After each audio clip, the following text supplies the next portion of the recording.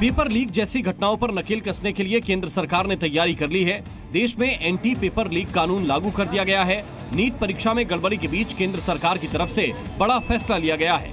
इस कानून के तहत आरोपियों को 10 साल की सजा और 1 करोड़ रुपए तक जुर्माने का प्रावधान है, जिसे लेकर आरजेडी नेता तेजस्वी यादव ने शिक्षा मंत्री धर्मेंद्र प्रधान पर सवाल खड़े किए हैं।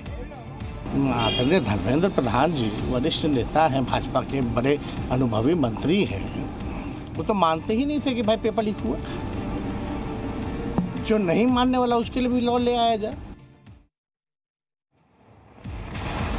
नीट पेपर लीक मामले में आरजेडी नेता तेजस्वी यादव बीजेपी के निशाने पर हैं। जैसे जैसे जांच आगे बढ़ रही है, वैसे वैसे तेजस्वी यादव पर आरोपों की झड़ी लग रही है। बिहार के डिप्टी सीएम विजय सिन्हा ने अब सीधे लालू परिवार पर हमला बोल दिया। उन्होंने कहा कि लालू सरकार में घर में लिखवाई जाती थी एग्जाम की कॉपी। क्यों नहीं बता पा रहे हैं कि उनके पीएस प्रीतम रूम बुक कराया था या नहीं, सिकंदर को ठहराया था या नहीं, अनुराग उसके नाम पर ठहरा था या नहीं।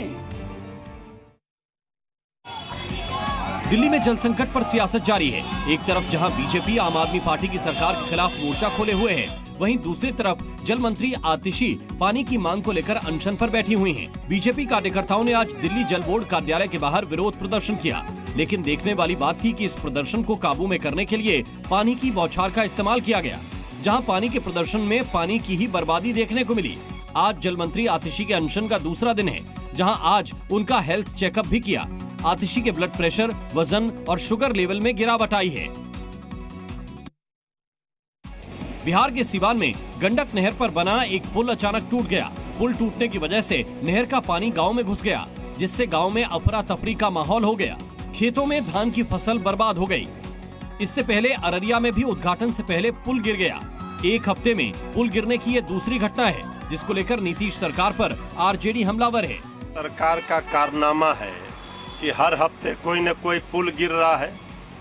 तो ये अफसरशाही, भ्रष्टाचारी चरम पर है। लोकसभा चुनाव में यूपी की कम सीटें आने पर भारतीय जनता पार्टी में मंथन जारी है। इसी बीच आज यूपी बीजेपी अध्यक्ष भूपेंद्र चौधरी ने जेपी नड्डा से मुलाकात की। दिल्ली बीजेपी मुख्यालय में दोनों नेताओं के बीच करीब 20 मिनट तक बैठक चली। इस बैठक में यूपी में खराब प्रदर्शन और यूपी की सियासत से जुड़े कई मुद्दों को लेकर चर्चा हुई। वहीं सूत्रों के मुताबिक 25 जून तक यूपी में लोकसभा चुनाव परिणाम पर यूपी बीजेपी की समीक्षा रिपोर्ट तैयार होगी, जिसे दिल्ली में होने वाली बैठक में पेश किया जाएगा। बिहार में अगले साल होने वाले विधानसभा चुनाव की तैयारियां तेज हो गई हैं। बीजेपी के बाद जेडीयू ने भी ये साफ कर दिया है कि 2025 का चुनाव भी नीतीश कुमार के ही चेहरे पर लड़ा जाएगा।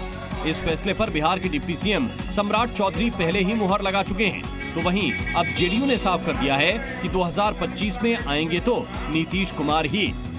25 की तैयारी की बात कर रहे थे, चेहरा नीतीश कुमार होंगे। बिल्कुल, उसमें कहा कोई दिक्कत नहीं। जी न्यूज़।